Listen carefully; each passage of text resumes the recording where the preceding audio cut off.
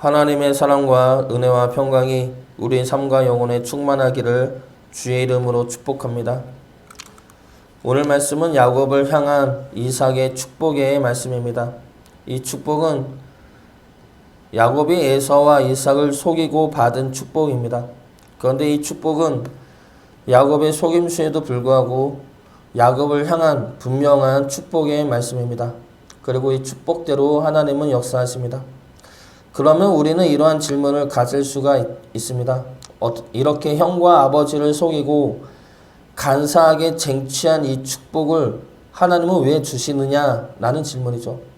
하나님은 다 보고 계시면서 왜 비열한 야곱이 축복을 받도록 내버려 두셨느냐라는 것입니다.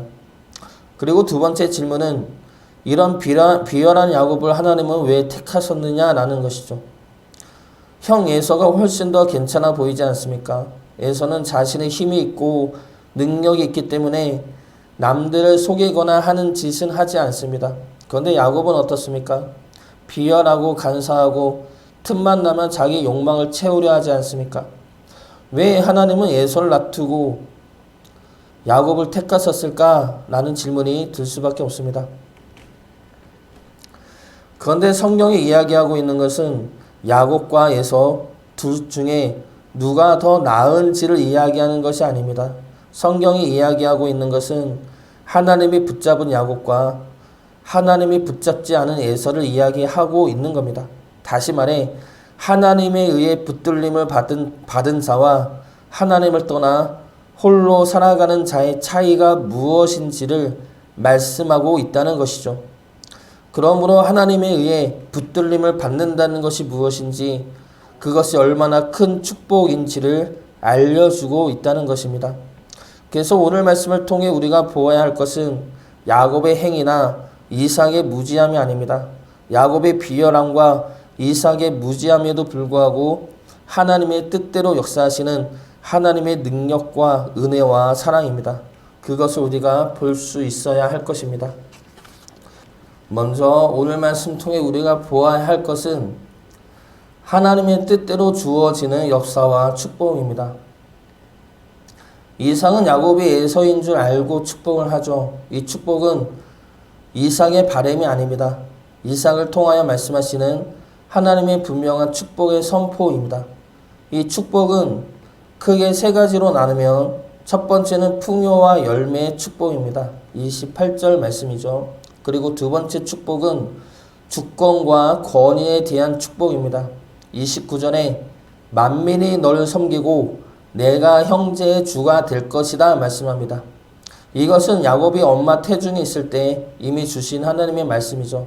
그 말씀이 다시 한번 분명하게 선포되고 있는 것입니다. 그리고 세 번째 축복은 축복의 통로가 될 것이다 라는 말씀입니다. 이 축복의 통로는 아브라함 때부터 계속해서 약속되어지는 축복의 말씀입니다.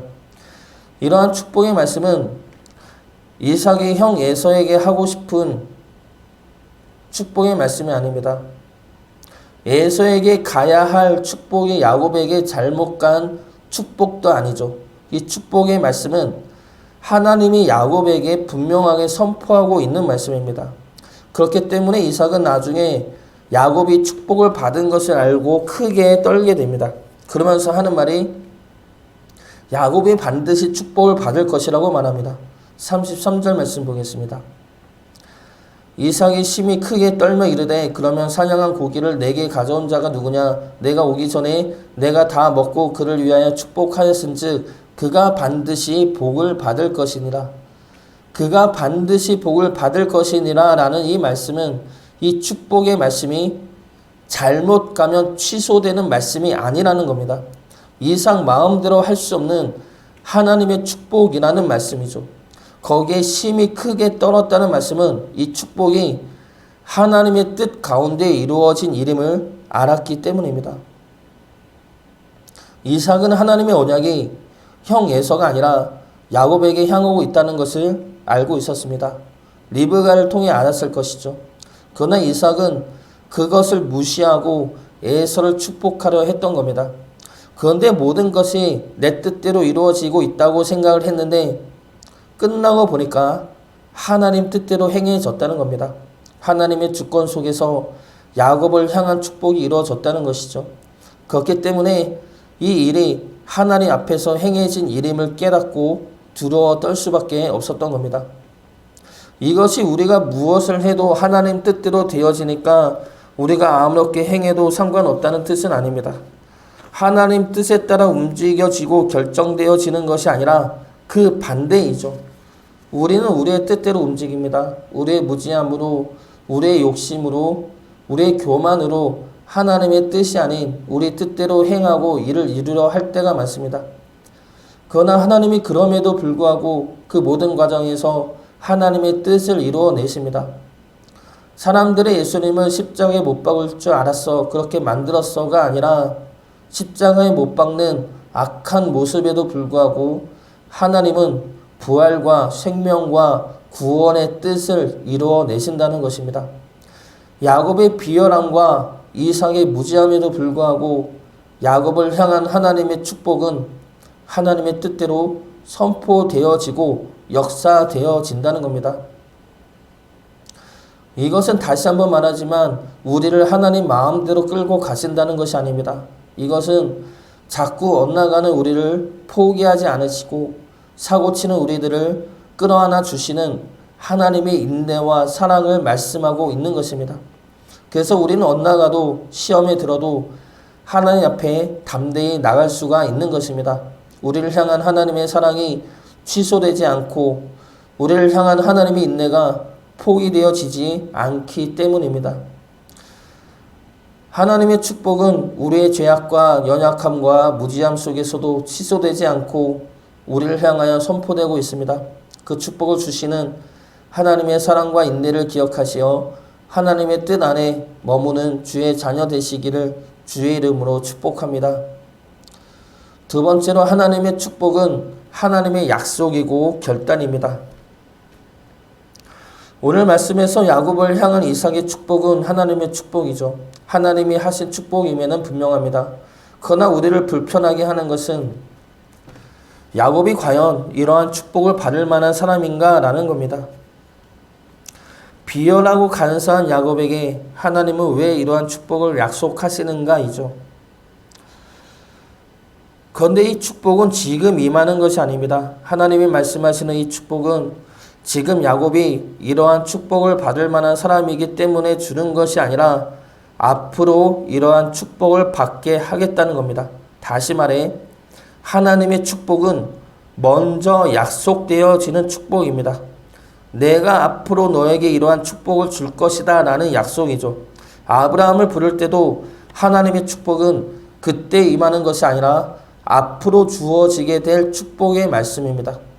그런데 이 축복은 앞으로 일어날 일을 미리 알려주는 축복도 아닙니다.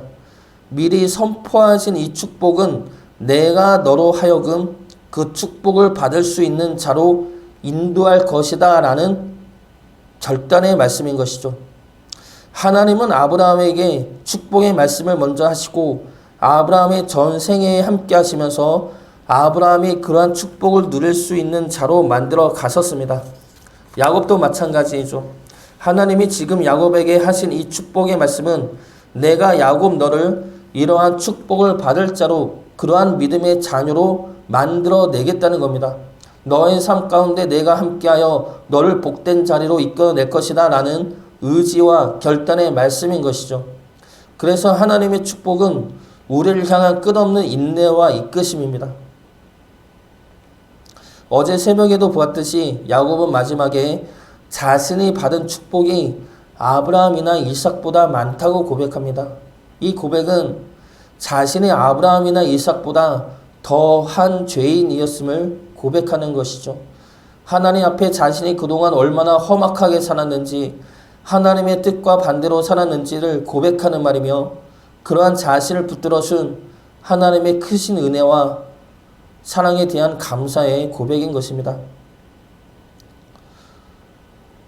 저는 4대 족장 중에 야곱을 제일 좋아합니다. 제 자신을 보면 아브라함이나 이삭이나 요셉 같지는 않습니다. 야곱과 제일 가깝죠. 언제나 내 욕심과 내 뜻과 내 방법대로 살려 하고 하나님의 뜻보다는 하나님의 축복만을 바랄 때가 많기 때문입니다. 그래서 그런 나를 향한 하나님의 은혜와 축복이 얼마나 죄스럽고 얼마나 크신 은혜인지 느낄 때가 많습니다. 하나님은 야곱과 같은 이도 끝까지 붙으시어 하나님의 사람으로 만드십니다.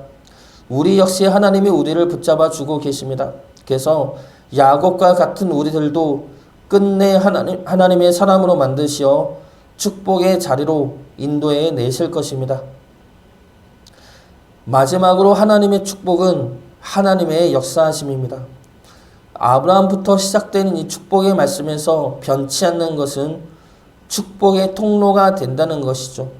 저주하는 자에게는 내가 저주하고 축복하는 자에게는 내가 축복하겠다는 이 말씀은 두 가지의 의미를 지닙니다. 첫 번째는 하나님의 보호하심이죠.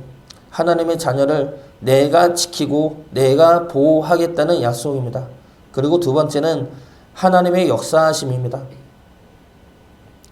축복하는 자에게는 내가 축복하겠다는 이 말씀은 우리를 통해 축복을 흘려보내겠다. 다시 쉽게 말하면 우리를 축복의 통로로 사용하시겠다는 말씀이죠.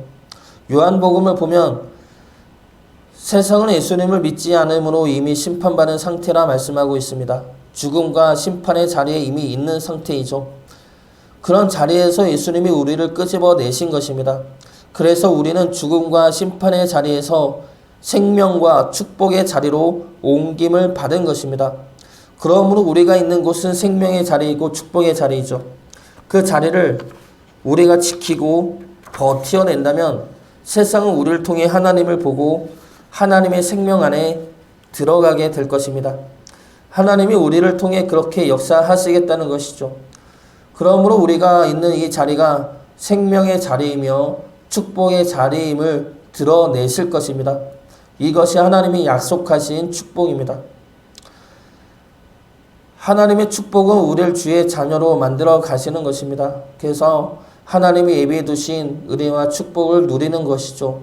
하나님은 우리가 하나님의 축복을 받을 수 있을 때까지 우리를 포기하지 않으십니다. 포기하지 않는 하나님에 의해 축복의 자리에 거하는 복된 주의 자녀 되시기를 주의 이름으로 축복합니다.